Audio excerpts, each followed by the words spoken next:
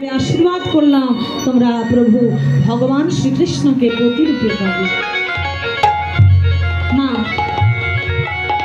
ब्रजगोपीदेर जखन बासना पूर्ण हलो मा कात्यायनी आशीर्वाद करलेन आनंद कि आर धरे जेन हाथेर काछे चाँद पेये गेछे पूजार सामग्री यमुनार जले भासिये दिये सबाई मिले जलकेली करछे आर करते करते भगवान परीक्षा करबार जन्य सम्मुखे दाঁড়ালেন। हे पवन तुमी जोरे जोरे बইতে থাকো আর এত জোরে পবন বইতে লাগলো বাবা ব্রজগোপীরা বসনগুলি খুলে পারে রেখেছিল উড়তে উড়তে চলে গেল কদম্ব বৃক্ষে। গোপীরা বসন খুঁজে পাচ্ছে না। হ্যাঁ আমাদের বসনগুলি তো খুলে রেখেছিলাম কোথায় গেল খুঁজতে খুঁজতে দেখছে কদম্ব বৃক্ষের ডালে। উমা বসন রাখলাম খুলে ডালে গেল কি করে? আরেকজন বলছে বুঝতে পারছিস না বৃন্দাবনে তো একটা চোর আছে সে চোর ওইটে বসে আছে আর কেউ নয় ওই নন্দের নন্দনে কানাই আমাদের বসন চুরি করে বসে আছে। এক চোর লম্পটের শিরোমণি তোমার কি লজ্জা নেই আমাদের বসনগুলি চুরি করে আবার কদম্ব ডালে বসে বাঁশি বাজাচ্ছ? ছি ছি ছি ছি তোমার কি লজ্জা করে না? এতগুলি নারী জাতি আমরা এখানে বসন শূন্য হয়ে স্নান করছি আর তুমি দেখছো? ছি ছি ছি ছি। ভগবান বলছে গোপীগণ সাবধান আমায় অপমান করো না তোমরা কুলের কুলবধূ হয়ে বসন ছেড়ে তোমরা স্নান করছো। রাধে তোমরা বরুণ দেবকে অপমান করছো তোমরা তো নারী জাতি তোমাদের লজ্জা নাই তোমরা কেন বসন ত্যাগ করে স্নান করছো? হে গোপীগণ আমি তোমাদের বসন নিইনি পবনেই উড়ে এসেছে বাতাসের জোরে উড়ে এসেছে। গোপীগণ বলছে গোবিন্দ তুমি যে কেমন সেটা তো তোমায় আমরা চিনি তুমি যে চোরের শিরোমণি বৃন্দাবনে তোমার মতো চোর আর কেউ নাই সেটা আমরা ভালো করেই জানি দাও বসনগুলি আমাদেরকে দিয়ে দাও। ভগবান বলছে এত সোজা নয় তোমাদেরকে আমি বসন দিতে যাব কেন? আমি তো বসন নিইনি তাহলে দেবো কেন? তুমি বুঝি বসন নাওনি? চোরের মুখে সাধুর মতো কথা। ভগবান বলছে বসন নেবে তো এখানে এসো না হলে বসন পাবে না।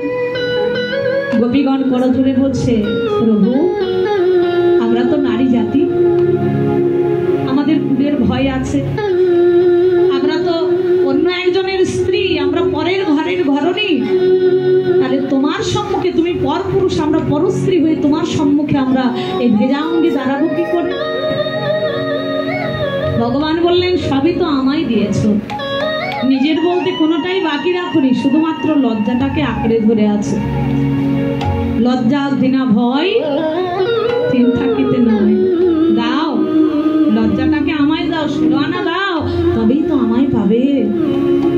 ভগবানের চরণে যতক্ষণ পর্যন্ত জীবের আত্মনিবেদন না হবে ততক্ষণ পর্যন্ত তাকে পাওয়া সম্ভব নয়। ব্রজগোপীগণ চিন্তা করলেন তাই তো এই দেহটা আমার নয় এই দেহটা প্রভুর দেওয়া দেহ যার দেহ তাকেই না হয়ে দিলাম।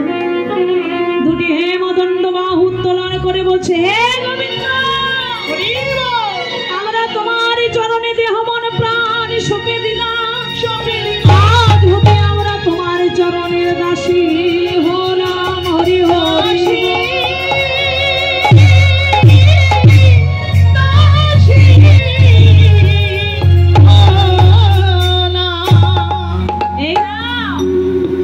তোমাদের বসনগুলি নাও যাও আমি তোমাদের আশা পূর্ণ করব আগামী শারদ পূর্ণিমার নিশীথে।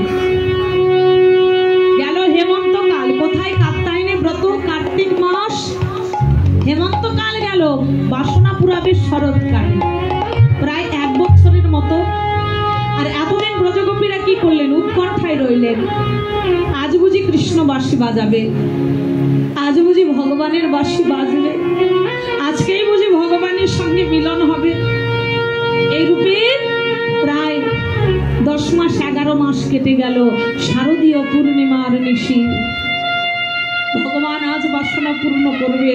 বৃন্দাবনে পুষ্পগন্ধে মুখরিত বৃন্দাবন, গগনে শারদ পূর্ণিমার শশী মন্দ মন্দ পবন বলছে। ভজনদ্রষ্টা বৈষ্ণব কবি লীলা এক প্রান্তে দাঁড়িয়ে বললেন, ভগবান পিতা শারদ ফুল্ল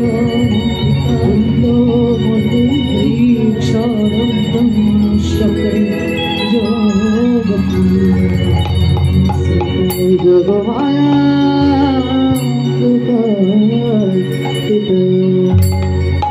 শারদ সন্দ পবন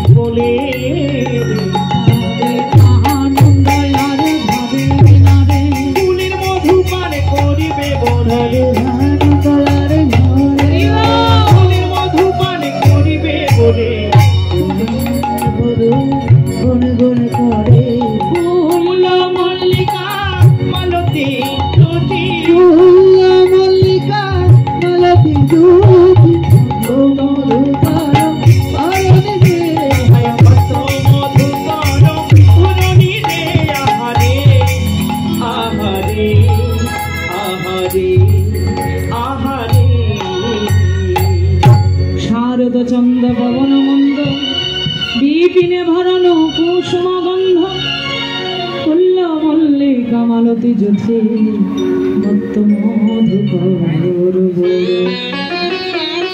আজ মধুময় বৃন্দাবনে গগনে শারদ পূর্ণিমার উদয় হলো। পুষ্পগন্ধে মুখরিত বৃন্দাবন। আজ বৃন্দাবনে এত ফুল ফুটেছে, পৃথিবীতে আর কোনোদিন এত ফুল ফোটেনি। কতগুলি ফুল ফুটেছে? বৃন্দাবনে 6টি ঋতুর ফুল একই সঙ্গে একই কালে একটা রজনীতে ফুটে উঠেছে। বলবেন মা একেও সম্ভব? ভগবানের লীলায় সবই সম্ভব। ফুলেরা ভগবানের কাছে কেঁদে বলেছিল, দয়াময় সারাটি জীবন ধরে আমরা তোমার সেবা করলাম, তোমার ভজন তোমার সাধন করলাম, প্রভু বৃন্দাবনে যেদিন তুমি রাসলীলা করবে আমরা তো সবাই ফুটে উঠতে পারবো না। শরৎকালে রাসলীলায় কেবলমাত্র শরৎকালের ফুল ফুটবে, আমরা কি তোমার সেবায় লাগবো না? ভগবান বললেন, ফুল সারা জীবন তোমরা আমার সাধনা করেছো, আমায় সেবা দিয়েছো, আমি বিনিময়ে তোমাদের কি দেব? আশীর্বাদ করলাম। যেদিন ব্রজলীলায় আমি রাসলীলা করব, শারদ পূর্ণিমার নিশীতে একটা রজনীতে 6 ঋতুর ফুল একসঙ্গে ফুটবে।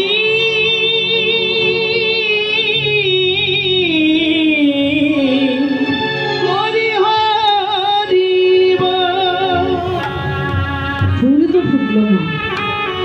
আজকে বৃন্দাবনে নানান রঙের ফুল ফুটেছে। ফুটেছে মল্লিকা, মালতী, জ্যোতি, পারিজাত। ফুলে তো সবাই ফুটলো, ফুল হয়ে সব ফুলে কি গোবিন্দ সেবাই লাগলো? সবাই কি গোবিন্দ চরণে গেল? যেতে পারলো? সকালবেলা উঠে একই ডালে একই শাখায় একই প্রশাখায় জন্ম নিয়ে কোন কোন ফুল মালা গেঁথে চলে গেল মৃতদেহের গলায়। সে গলায় শোভিত হয়ে চলে গেল শ্মশান ঘাটে। শ্মশান চিতার আগুনে পুড়ে পুড়ে ছাই হলো। তারা কি আমার কৃষ্ণ সেবাই লাগলো? লাগলো না। সকাল হলে কোন কোন ফুল একই বৃক্ষের শাখায় একই ডালে জন্ম নিয়ে কেউ চলে যায় বিবাহ বাসর ঘরে। তাদের ভাগ্যেও গোবিন্দ সেবা। কোন কোন ফুল কোন ভাগ্যবান ভাগ্যবতী ভক্ত চয়ন করে আমার গোবিন্দের চরণে নিবেদন করলো। কেবল সেই ফুলগুলি গোবিন্দের চরণে রাখে। আমাদের দেহ গোবিন্দ সেবার লাগে ধরায় এসেছিলাম। সবার ভাগ্যে আমাদের গোবিন্দের চরণ সেবা হলো না।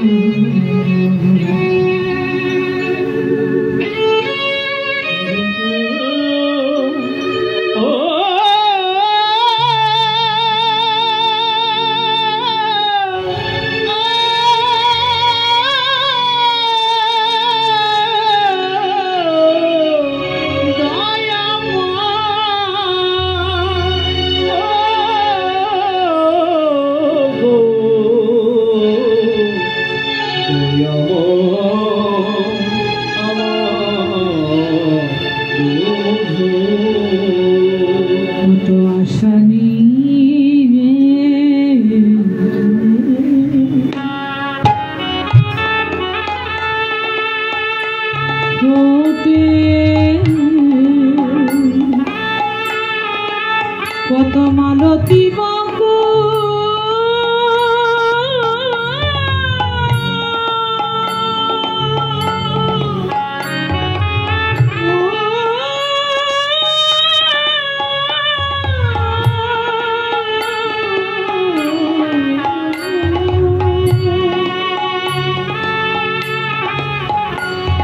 তাদের আশায়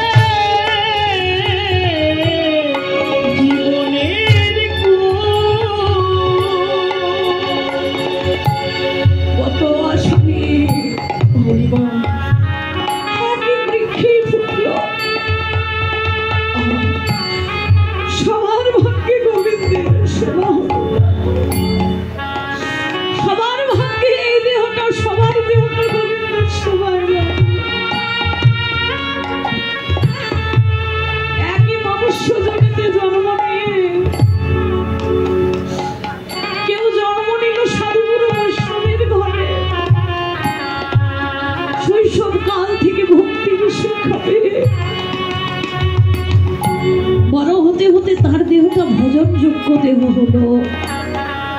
হরিনাম গাইতে গাইতে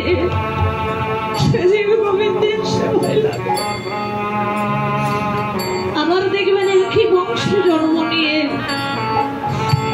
কেউ কেউ বিপথে গেল, কুপথে গেল, একদিন হরি ভজনে কৃষ্ণ ভজনে করিল না, কৃষ্ণ নাম মুখে নিল না, হেলায় হেলায় দিন চলে গেল। ওমা, আমাদের এই মানব জীবনটা এমনই, যেমন করে শিমুল ফুল, শিমুল ফুলে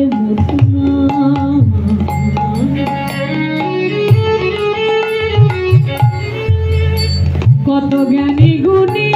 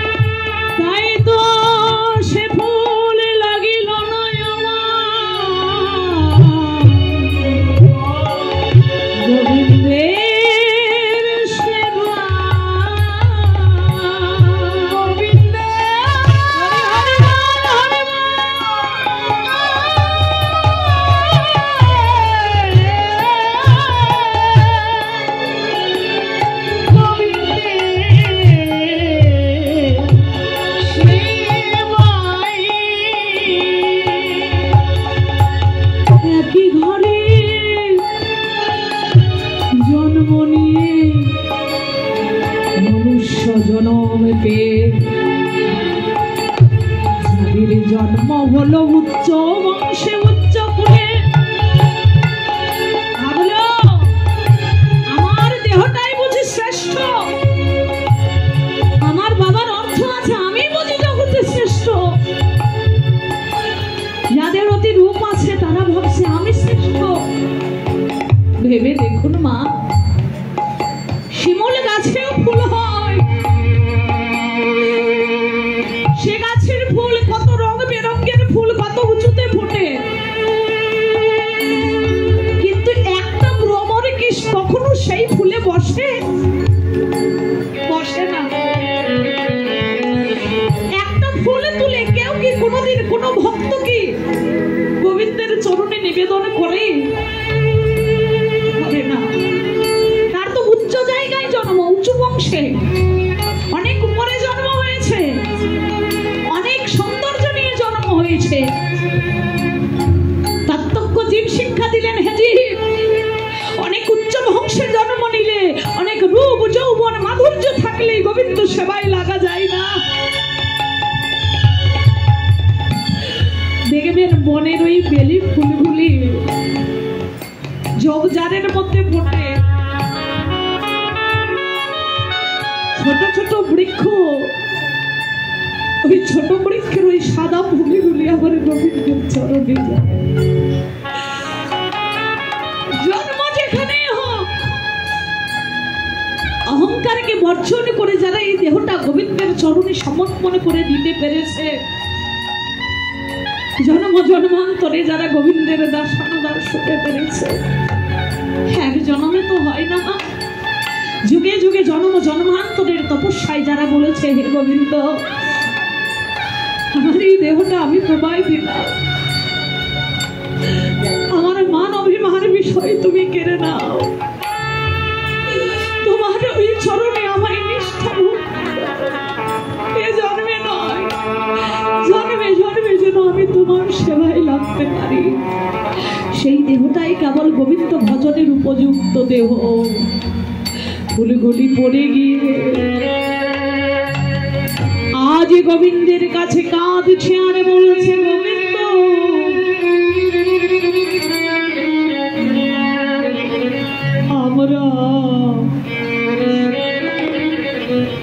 আমরা তোমার সেবা